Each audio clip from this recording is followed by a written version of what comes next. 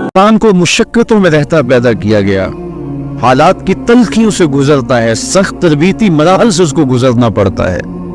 تو اس چیز کو بیان کرنے سے قبل 3 قسمیں کی گئی۔ پہلی قسم میرے حضور کے پاکیزہ شہر کی، مکہ المکرمہ کی، اس لیے کہ مکہ المکرمہ میں دیکھ لیجئے کہ صحابہ اور حضور کے ماننے والوں نے کیسے تلخ زندگی کاٹی۔ شجر اسلام ثمر بار ہوا تو ہمیں تو یہ کھلے ہوئے پھول دکھائی دیتے ہیں، لیکن ہم نہیں بھول سکتے کہ بلال حبشی کی پیٹھ پہ کیسے کوڑے برسے اور احد احد کیسے پکارتے رہے۔ تو ہم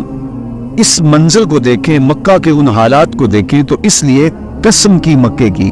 اور پھر حضرت ابراہیم علیہ السلام کی قسم کی، چونکہ حضرت ابراہیم نے جس قدر اذیتوں سے مقابلہ کر کے اپنا راستہ بنایا اور اپنے رب کی رضا پائی، وہ تاریخ کا ایک انوکھا باب ہے۔ اس سے بڑھ کر کیا ہوگا کہ جلتی ہوئی آگ میں چھلانگ لگا دی رب کے حکم کی تعمیل میں، بیٹے کی گردن پہ چھری رکھ دی۔ یہ تماشا لب بام نہیں تھا، منا کی وادی میں وہ انوکھا واقعہ رقم ہوا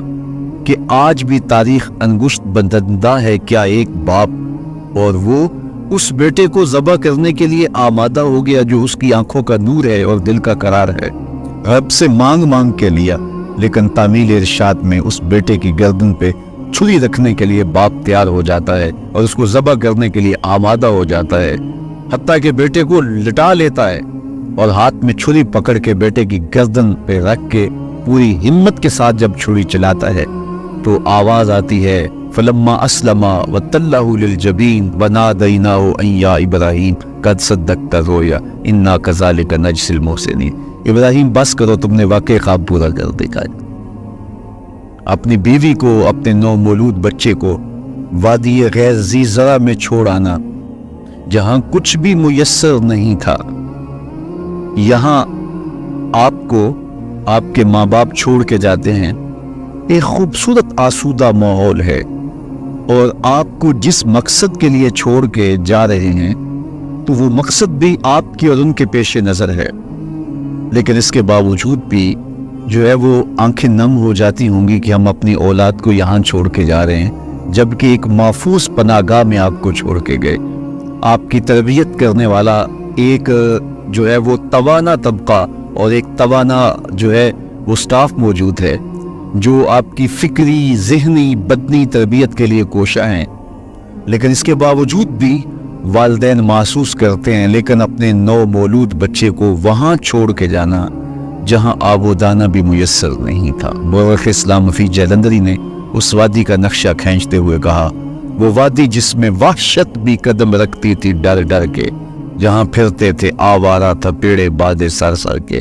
جہاں پر گھاس اگتی تھی، جہاں نہ پھول کھلتے تھے، مگر وہ سرزمین تھی آسماں بھی چھپ کے ملتے تھے۔ تو اس وادی میں چھوڑ کے آنا، حضرت ابراہیم نے جو امتحانات دیے، اس لیے ان کی قسم کی، چونکہ جواب قسم کا تعلق بنتا ہے، تو قسم ابراہیم کے پاکیزہ وجود کی کہ جنہوں نے دکھ سہے، تکالیف آلام گوارا کی، لیکن پائے سوات میں لغزش نہیں آنے دی۔ تیسری قسم میرے حضور کے پاکیزہ وجود کی فرمایا جتنے دکھ مجھے دیے گئے، جتنی اذیتیں مجھے پہنچائی گئیں، اتنی کسی کو نہیں دی گئیں۔ پیدا ہوئے تو حضور کے باپ کا سایہ سر پہ نہیں تھا، پھر اس کے بعد حضور مختلف مراحل سے گزرے۔ 6 سال کی عمر میں ماں کا انتقال ہو گیا۔ جب راہ حق میں لوگوں کو دعوت رشد و ہدایت دینے نکلے تو جو لوگوں کے رویے تھے اور جو اذیتیں لوگوں نے پہنچائیں وہ ایک الگ باب ہے۔ مکہ کی گلیوں سے لے کے طائف کے بازاروں تک جن اذیتوں سے میرے حضور گزرے، ام المومنین سیدہ عائشہ رضی اللہ تعالیٰ عنہ فرماتی ہیں ایک دن حضور کی بارگاہ میں حاضری تھی تو ہم نے عرض کیا حضور کیا احد کے دن سے سخت دن بھی زندگی میں کبھی گزرا ہے؟ صحابہ کی نظر میں اس دن سے سخت دن کبھی زندگی میں نہیں آیا، اس لیے کہ جب 70 صحابہ کی لاشیں پڑی تھیں، حضور کے چچا حضرت امیر حمزہ شہید کر دیے گئے، اور نہ صرف انہیں شہید کیا گیا، ان کا مسئلہ کیا گیا، اعضائے بدنیاں کاٹ دیے گئے، ناک کاٹ لی گئی، زبان کاٹ لی گئی، بدن چیر کے کلیجہ نکالا گیا، اور پھر ان اعضاء کا ہار پرویا گیا،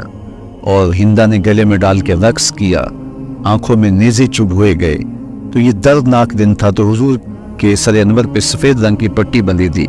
اور چشمان رحمت میں آنسو تھے اور بار بار فرماتے تھے ما فعل امی، میرے چچا کی کہانی سنا۔ تو یہ دردناک دن تھا جو صحابہ نے اپنی آنکھوں سے دیکھا۔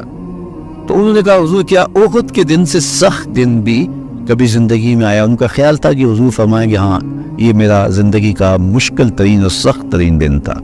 لیکن حضور نے فرمایا ہاں عائشہ، جب طائف کے بازاروں میں تیری قوم نے مجھے پتھر مارے تو یہ دن احد کے دن سے بھی سخت۔ حضور ان کے 3 سرداروں کے پاس پیغام حق لے کے گئے، لیکن انہوں نے آگے سے جو رویہ اختیار کیا وہ اتنا اذیت ناک تھا۔ حضور نے فرمایا کہ ٹھیک ہے، میں تمہاری خیر خواہی کا جذبہ لے کے تمہارے تک پہنچا ہوں،